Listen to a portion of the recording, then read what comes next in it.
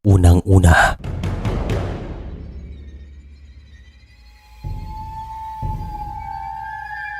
ang ilan sa mga Pilipino ay mahilig sa mga kwentong kababalagan. At mayroon akong ikukwento.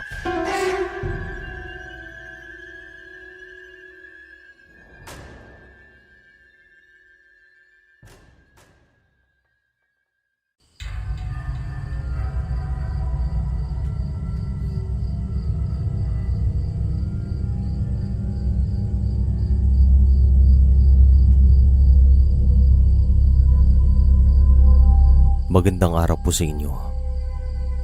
Tawagin niyo po ako sa pangalang Juanito at ang karanasang ito ay nangyari sa isang baryo na matatagpuan sa Masbate taong 1987. Nitong mga panahong ito, ako ay nasa 12 anyos pa lamang. Pero nang dahil ang karanasang ito ay tumatak sa akin, ay hindi ko makakalimutan magpahanggang ngayon. Detalyado pa ito, patinulungan ako ng kaunti ni ate. Dalawa lang po kami ni ate at malaki yung agwat ng edad namin. Nung time na to, siya ay nasa 20 anyos na. Isang hapon pagkarating ng aming ina, ay nagtataka kami ni ate kung bakit siya namumutla at para bang nangihina. Nay, meron po ba kayong problema? Ayos lang po ba kayo? Tanong ni ate sa kanya, sapagkat agad po itong umupo at nagpahinga. Ayos lang ako, pagod lang sa trabaho. Sagot naman niya. Si nanay po ay merong munting pwesto sa aming palengke noon.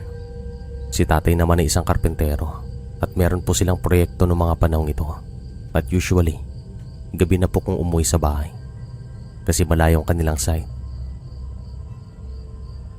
Magpahinga na muna kayo sa kwarto, nay. Kami nang bahala sa paganda ng pagkain. Sabi ko naman sa kanya. Hindi nagtagal pumasok si nanay sa loob ng kanilang kwarto. Makikita naman sa kanya mga mata na para bang kakatapos lang po nitong umiyak. Sabi ko naman kay ate, mukhang meron talagang nangyayari kay nanay na hindi lamang niya sinasabi sa amin. At sabi naman ni ate, maghintay lang daw kami ng tamang sandali na sabihin niya sa amin ang problema. Naniniwala din ba kayo kapag katugo mo ang isang tao ay mararamdaman mo kung meron silang problema o wala, o meron silang tinatago at hindi lang sinasabi? Naniniwala kami ni ate na mararamdaman mo kung merong problema o tinatago ang isang kamag-anak sa'yo. Bandang 6 ng gabi ay dumating naman si tatay. At tamang-tama na kakatapos lang naming ihanda mga pagkain. Si nanay naman itinawag ko sa kanilang kwarto para ipaalam na dumating na si tatay. At syempre, para kumain na rin ng hapunan. Pagkapasok ko naman sa kwarto, ay nakita ko siyang tulog. Kaya naman nilapitan ko ito at ginising. Nay, gising na po. Kakain na po tayo. Nandito na si tatay. Mahinang sabi ko sa kanya at agad naman po itong bumangon. Sige na, susunod ako. Sagot niya at agad naman akong lumabas ng kwarto saka tumungo sa pagkainan. Anong nangyari sa nanay niyo? Bakit siya nakatulog? Tanong naman ni tatay sa amin at agad naman namin sinabi ni ate na hindi namin alam. Basta pagkarating niya ay wala itong kagana-gana. Makalipas naman ng ilang sandali ay lumabas si nanay. Agad siyang tumungo sa pagkainan para kumain. At hindi naman nagtagal na nagkwento ito sa amin na meron nga siyang nakalaban sa palengke. May isang ali daw na bumili sa kanya mga bandang 4:00 ng hapon. At pagpatak daw ng 5:00 ay bumalik ito na nagsasalpukan ng mga kilay. Ang binili niyang isang bugkos ng gulay ay kanyang hinampas kay nanay. At agad itong nagsabi na yung mga ito ay luma. Nang dahil naman sa hindi naniniwala si nanay, ay agad itong lumabas ng kanyang pwesto at kinumpronta ang Ali. At nagsabi ito na lahat ng kanyang mga paninda ay talagang preska. Wala kang makikitang nalalanta o nabubulok. Yung mga binibenta ng aming ina ay sigurado akong kalidad at preska. Kaya hindi na ako magtataka kung bakit napakarami niyang sugin noong panahong ito. Sa buong buhay ko, ito ang unang pagkakataon na binastos ako sa maraming tao. Pinagsalita ng hindi maganda. Kaya nagwala ako at dinumog ko siya. Alam kong walang problema sa mga paninda ko. Kaya siguro nanilim ang aking paningin. At hindi ko matanggap ang kanyang mga sinabi. Biglang sabi ni nanay sa amin habang umiiyak. Sino ba yung Ali na yan? Tagasan ba yan? Tanong naman ni tatay sa kanya. Nanay na may bagong pwesto sa palengke. Nagbebenta din sila doon. Malakas ang kutob ko na inggit ang dahilan kung bakit niya ako pinahiya sa maraming tao. Sigaw pa ng sigaw na wag na daw silang bumili sa akin kasi bulok yung mga paninda ko. Pero pwede naman siyang bumili sa anak niya. Bakit sa akin pa? Sagot naman ng aming ina. At totoo naman po. Gusto mo bang samahan kita doon bukas, Nay? Subukan lang nila ulit. Sabi naman ni ate at tumango naman si nanay sa kanya. Naawa naman po kami kasi nga parang nasaktan talaga si nanay sa ginawa sa kanya. Parang hindi niya po matanggap ang nangyari. At sabi naman namin, kumalma muna siya at huwag na munang isipin yon kasi kailangan niya ng pahinga. Pagkatapos naman namin kumain ng hapunan ay agad namang pumasok sa kwarto si nanay at kami naman ni ate ang nagligpit ng mga gamit at ako rin ang nagugas ng pinggan. Fast forward po tayo. Bandang 5:00 ng madaling araw, nagising na ako kasi nadidinig ko ang boses ni ate at nanay at alam ko na sa mga sandaling ito ay naghahanda sila para tumungo na sa palengke. Ganitong oras po kasi si nanay tumutungo doon. Lumabas naman ako ng kwarto at napansin ko na yung leeg ni nanay ay parang namumula at panay rin ang kamot niya sa kanyang likod at mga balikat. At sabi ko, Nay, ayos lang po ba kayo? Meron po bang problema? At nakita ko namang nagsasalpukan ng kanyang mga kilay habang kinakamot ang kanyang mga balikat. Ang kate, sabi niya. Patingin nga, Nay. Sabi naman ni ate at agad namang inalsan ni ating damit ni nanay para makita ang kanyang likod. At dito na kami nanlumo sa aming nakita. Yung mga likod po ng aming ina ay para bang nasunog. Tapos marami pong mga kate-kate. Kaya naman agad namin siyang dinala sa tapat ng salamin para makita niya. Nung nakita nga niya, agad po siyang napailing at nagsabi na bakit daw siya nagkaroon ng ganito.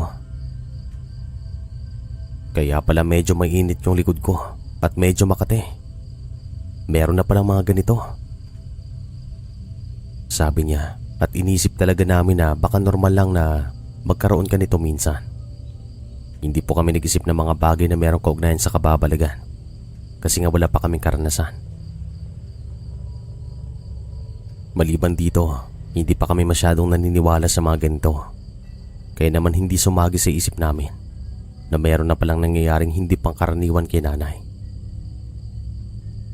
Sige lang, magpapatingin na lang ako mamaya. Tara na sa bayan, iya. Sabi ni nanay kay ate at agad naman po silang tumungo sa bayan. Hindi naman nagtagal ay nagising si tatay at nagtimpla ng kape. Nakaalis na ba sila? Tanong niya at tumango naman ako. Sinabi ko rin sa kanya kung ano ang nararamdaman ni nanay at kung ano ang kalagayan ng kanyang balat sa likod. At sabi naman ni tatay, mawawala din naman daw ito paglipas ng ilang araw. Gagamitan lang daw ng pamahid at nagiging maayos din naman daw ito. Kasi nagkaroon din siya ng ganito noon.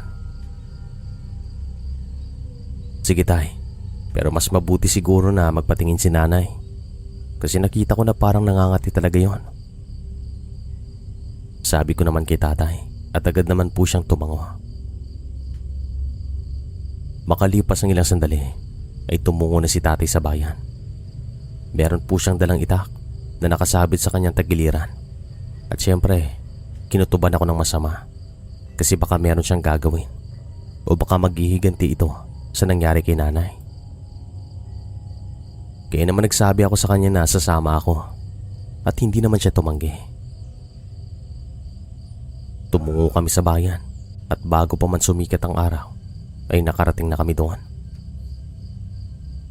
Agad namang nagtanong si tatay kay nanay kung saan doon ang anak ng alin na nagpahiya sa kanya. At agad namang itinuro ng aming ina. Nakita naman namin na naglakad si tatay patungo sa kanilang pwesto. "Anong gagawin mo? Uy, bumalik ka dito," sabi ni nanay kay tatay, at si ate ay dali-daling lumabas ng pwesto para hilahin si tatay pabalik sa loob. "Kakausapin ko lang, hayaan niyo ako. Wala akong gagawing masama," sabi ng aming ama, at binitawan naman siya ni ate. Sinundan patungo sa pwesto ng anak ng ali na nagpahiya kay nanay, at si nanay naman ay humawak sa akin.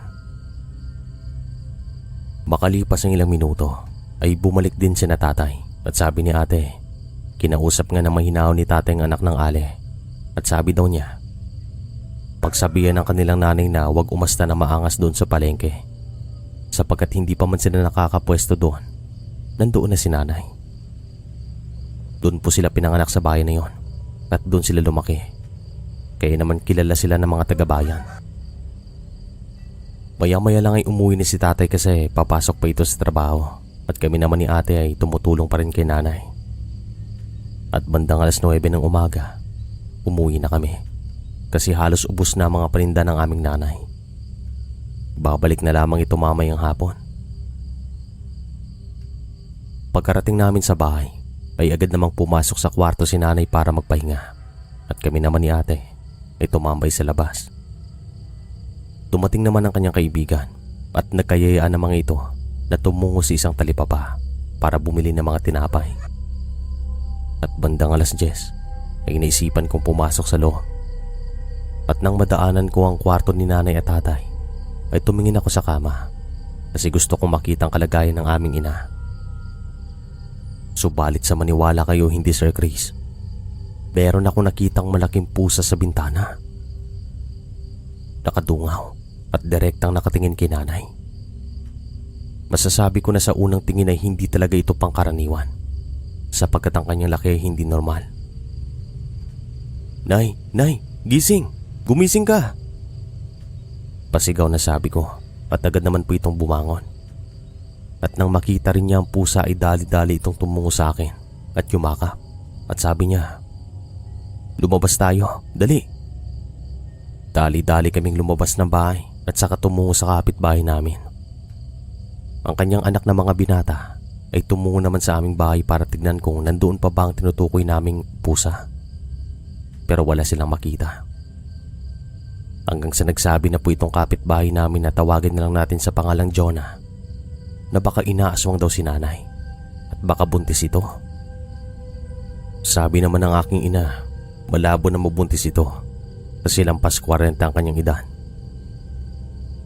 Hanggang sa dito na ibinahagi ni nanay ang kanyang mga sugat at kati-kati sa kanyang mga balikat at likod.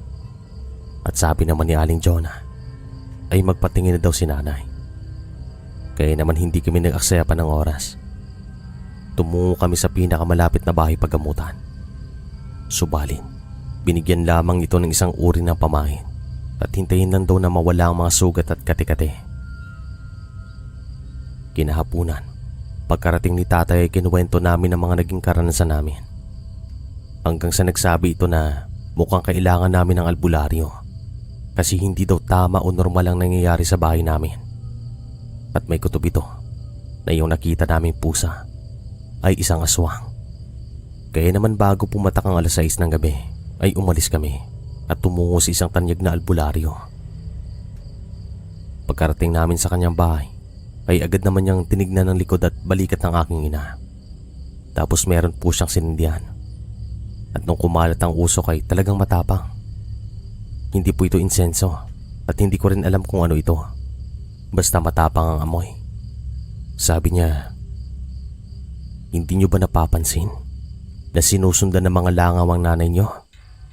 Isa na yung sinyalis ng kulam. At agad naman kami nagtinginan. Sino po ang makukulam? Sabihin niyo at kukumportahin ko. Bulalas naman ang aming ama at sabi ng albularyo, kumalma muna kami kasi meron pa siya mga gagawin na proseso. Nang sa ganon, makikilala namin.